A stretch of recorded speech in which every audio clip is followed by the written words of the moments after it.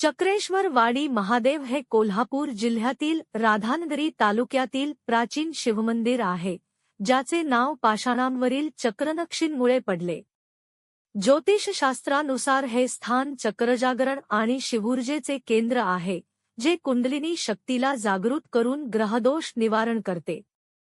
स्थानिक वैशिष्ट्ये: हिरण्यकेशी नदीकाठावर वसलेले हे 500 वर्षांहून अधिक प्राचीन मंदिर गुहा, शिवलिंग, योनिमुख आणि महाचक्र रचनांनी युक्त आहे, जे आश्मयुगीन दफनभूमी आणि ज्वालामुखी अवशेष दर्शवते. विक्रम संवत 1429 चा शिलालेख येथील ऐतिहासिक महत्त्व अधोरेखित करतो.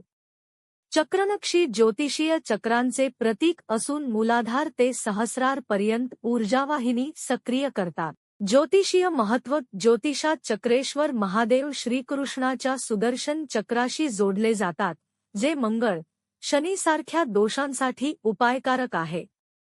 येथील तपस्या आणि पूजेनुसार ग्रहबल वाढते, विशेषतः धनु राशी आणि शिवकक्ष, धनुमिथुन ला शांती मिळते.